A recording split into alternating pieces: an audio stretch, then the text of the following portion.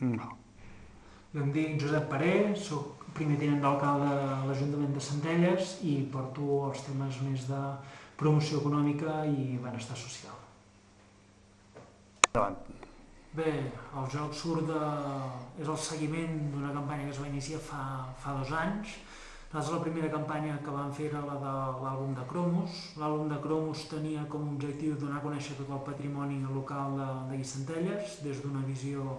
més d'imatge i per tant de poder anar a potenciar o donar a conèixer elements especials del municipi al mateix temps que es complementaven de la vessant més històrica i més del redactat per tal de fer una cosa molt amena. En aquest sentit va tenir molt bona acceptació, estem parlant de que vam entregar 700 àlbums, vol dir que hi ha 700 persones que van tenir l'interès de venir a promoció econòmica, demanar aquest àlbum i a partir d'aquí participar de la campanya comercial que consistia en que per obtenir els cromos, que era la part més d'imatge, s'havia d'anar en els comerços. La primera campanya, evidentment, se n'aprèn i per tant el que vam veure és que molta gent havia participat del moment inicial, per tant havia sol·licitat l'àlbum, però amb el que era pròpiament la campanya comercial de tenir l'interès o l'objectiu d'aconseguir tots els cromos, amb això vam veure que hi havia gent que no, que es conformava simplement amb tenir l'àlbum i que per tant hi va haver un percentatge de gent important que no va acabar de complementar la col·lecció i que en definitiva no van participar en tots els comerços. Del ganxo, diguéssim. El que tenia de molt bo aquesta campanya, perquè totes els C de comerç hi hem intentat implicar la Unió de Botiguers, i en aquest sentit hem tingut la sort que sempre hi han volgut formar-hi part i jo personalment penso que els comerços, com en tots els sectors, és important estar associat i per això sempre hem buscat que hi tinguessin no només un protagonisme, sinó que fossin part activa en les campanyes. I ara, amb el joc aquest de preguntes, es busca incidir de forma especial amb la implicació entre centellencs i comerços. Entre l'àlbum i el joc hi ha la campanya de cartes, que és la de l'any anterior, que és, evidentment, potenciar clarament la part més d'imatge, donar a conèixer jocs, que en aquest sentit també penso que les campanyes a vegades han de tenir un revulsiu, han de tenir aquesta vessant també de reivindicar el passat històric del municipi i del país, i el que buscava aquesta campanya és que la gent comprés i a partir d'aquí sol·licités la campanya. Per tant, l'acceptació, i ara que hem fet la valoració, és positiva i en aquest sentit la campanya del joc es podria dir que tanca una mica aquest cercle perquè és deixar de banda la part més d'imatge, que ja portem 2 campanyes, però en canvi fer una campanya molt més basada en el coneixement popular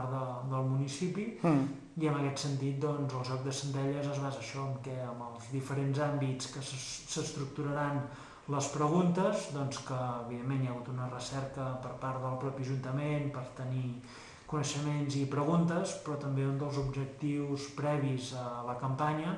és que la gent pugui aportar les seves vivències personals, les seves vivències culturals o bé simplement les seves inquietuds perquè puguin quedar recollides en el joc. La gent pot, diguéssim, omplir fullets amb les preguntes i les respostes com a manera de contribuir al joc, no? Exacte. Això fins quan es pot fer? Això el que estem fent és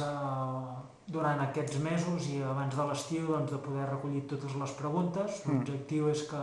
com més n'arribin, més populars seran aquestes preguntes i la campanya segurament per les dates que estem es donarà a conèixer després de la festa major.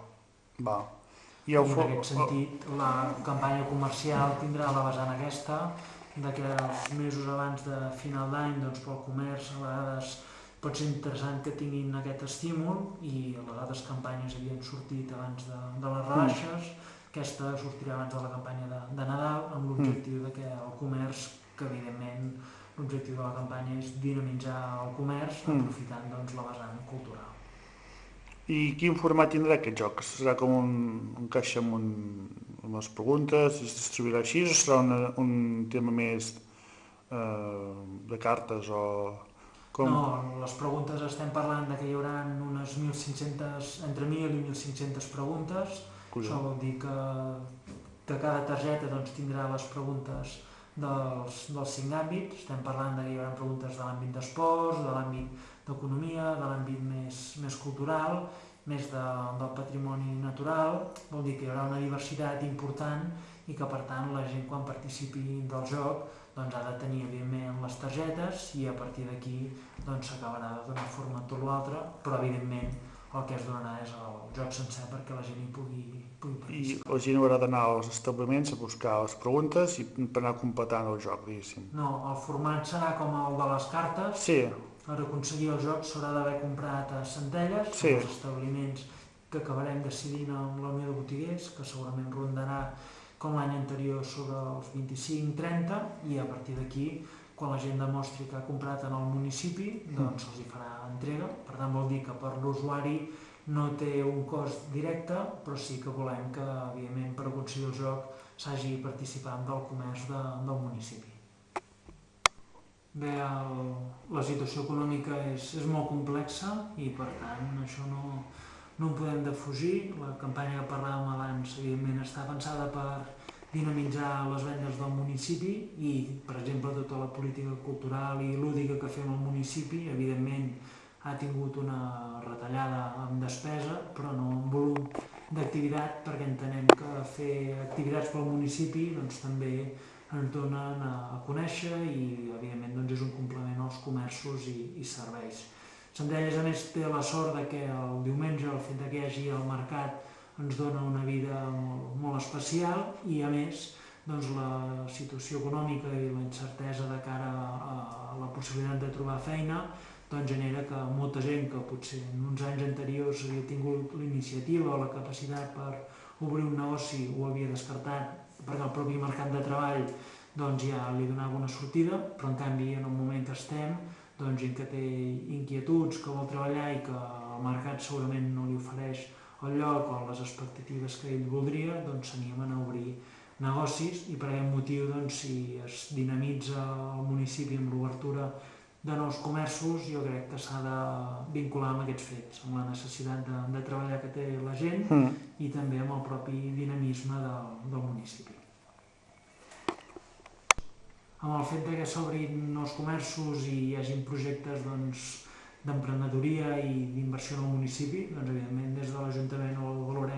valorem positivament perquè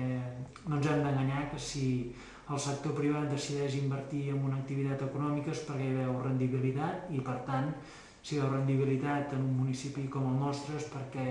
dona fruit o reitera que l'activitat i el dinamisme del municipi és prou alt com per poder satisfer aquestes expectatives comercials. Per tant, tot el que sigui obertura de nous comerços, serveis i activitat dona vida en el municipi i es retroalimenta les activitats que es fan i, evidentment, com més gent vingui al municipi, més se'n beneficiaran els comerços i serveis i també les activitats que es facin serviran per donar a conèixer tota aquesta varietat que hi està havent-hi. Com anava la Fira de la Ratafia? La Fira de la Ratafia és la quarta edició que es fa des que la vam menjar els darrers anys, però evidentment tenia un passat que també a mi m'agrada destacar-lo i reconèixer-lo, perquè vol dir que ja hi havia gent interessada en el sector. La Fira de la Ratafia d'aquesta vegada la valorem positivament, en el sentit que les parades s'ha intentat que fossin del sector de la ratafia i en aquest sentit s'ha aconseguit i és positiu, els paradistes també així ho han reconegut i llavors el que sempre intentem complementar la fira, que és la vessant més comercial, amb la part més gastronòmica i més de tallers i que dona un valor afegit a la pròpia activitat dels paradistes i en aquest sentit les activitats, evidentment hi ha hagut afluència variada, però el que era pròpiament del sector ha tingut bona acollida i per tant ens permet seguir endavant amb aquesta fira, polir detalls que segurament s'han de millorar, però tenim present això, que la ratafia és un producte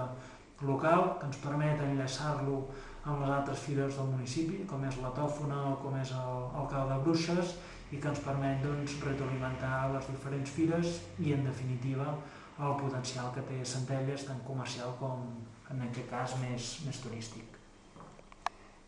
D'aquí a finals d'any, nosaltres treballem amb el programa Centelles és Màgia, que no és res més que la marca que pretén aglutinar tot el potencial que té el municipi.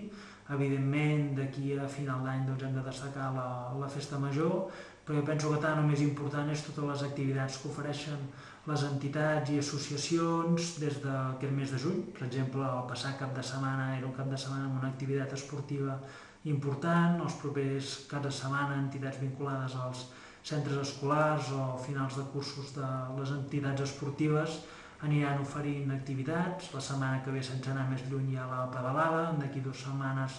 la festa de l'esport. Vol dir que el municipi de Centelles, a partir d'aquestes dates i fins al mes de juliol, té un complement d'activitats molt important que permeten disfrutar del municipi a l'aire lliure i que finalitzen amb la festa major. De la festa major a la festa del Pi, entremig hi hauria sobretot la Fira de la Tòfona, però sense oblidar activitats culturals com van ser l'any passat les vesprades i, per exemple, la caminada popular que es fa a l'octubre. Jo penso que també amb la gent i la història que té és important, a part que permet descobrir l'entorn. Vol dir que Centelles, d'aquí a les activitats que vinguin, penso que per la gent que les organitza són importants, per la gent que hi participa encara més, i que per tant posar-ne alguna en evidència seria Festa Major i Festa del Pi per l'afluència i pel que signifiquen a nivell cultural, però totes les altres activitats, des de la caminada nocturna a les activitats que fan les associacions, contribueixen a que sigui un municipi viu i, en definitiva, el que volem des de l'Ajuntament és que Centelles sigui un poble per viure i conviure, i aquest dinamisme així s'ho demostra. També hi veu la Fira del Trasto, no?, el mes d'octubre. Exacte, la Fira del Trasto és una iniciativa que va sortir arran de la crisi econòmica. Ens semblava que era important recuperar el mercat del trasto que ja hi havia hagut aquí a Centelles, donar-li un format de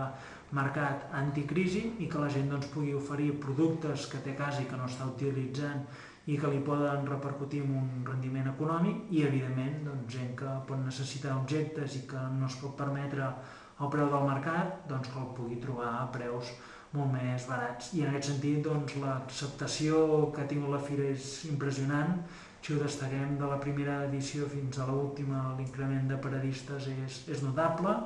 La presència de paradistes del municipi encara més, vol dir que la gent s'ho sent com una cosa pròpia,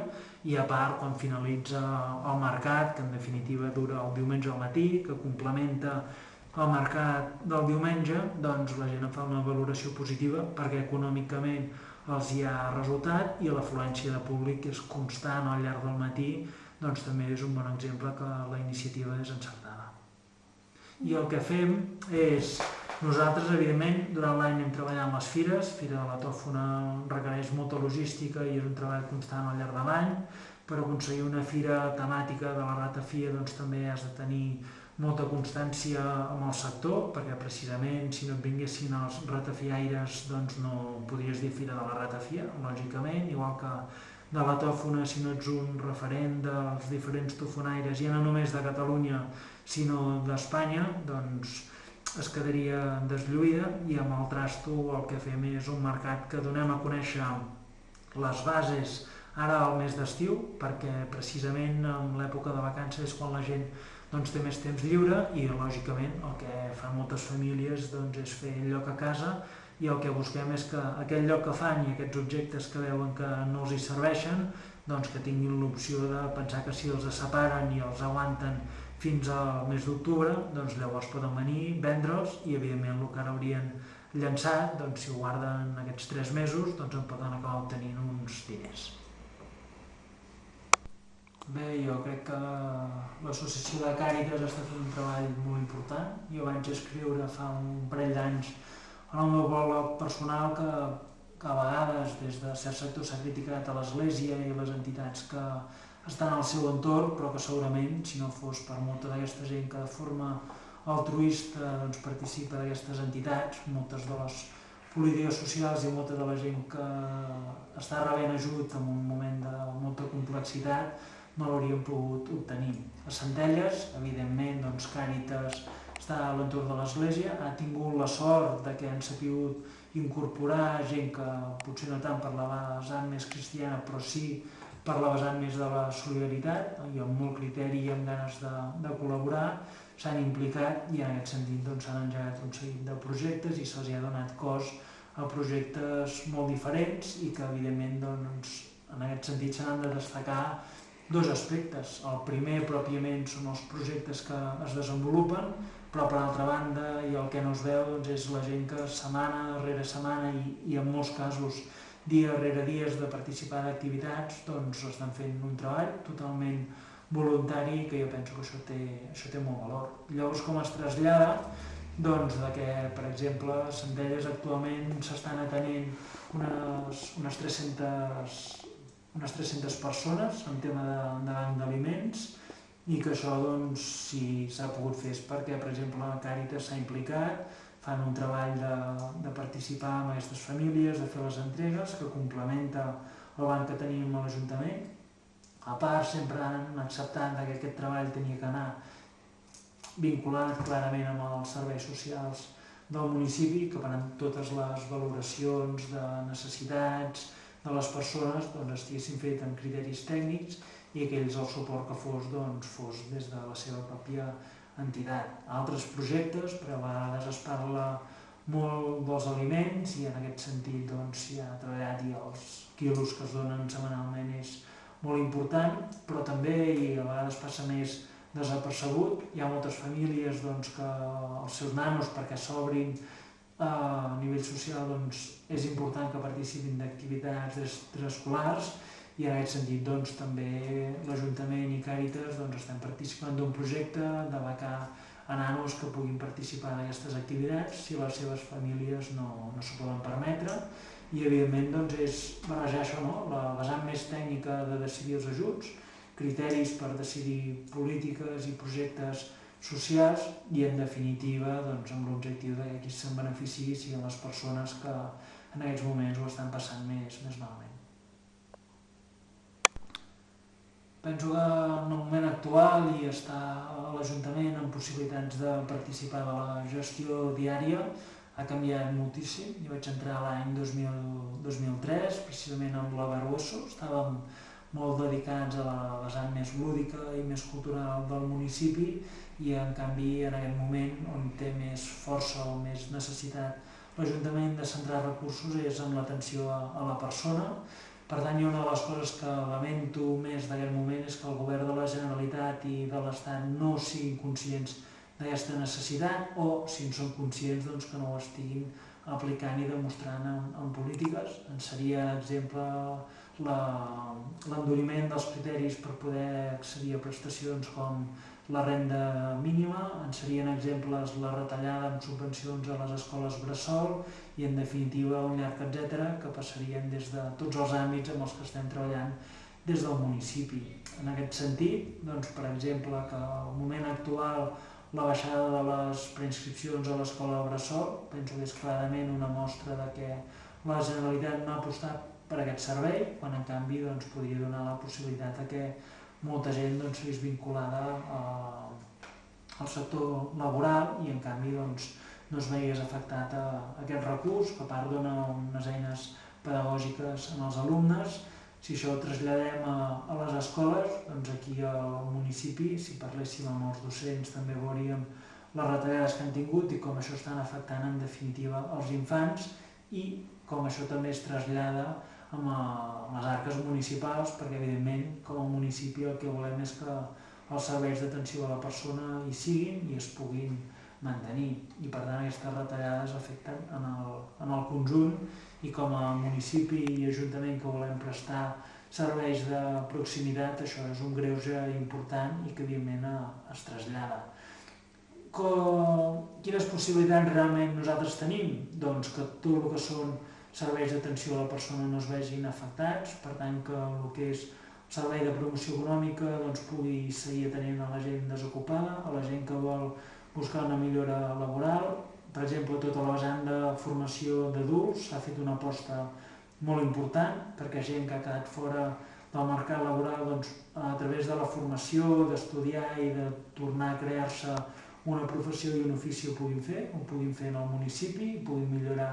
les seves habilitats en idiomes, puguin obtenir títols oficials i, en definitiva, doncs, poder accedir al mercat laboral amb més garanties i amb més formació i, en definitiva, com a millors professionals. I amb la vessant cultural, jo penso que aquí a Centelles tenim la sort de que l'equip de govern és molt plural, per tant, doncs, si mirem el que es fa tant des de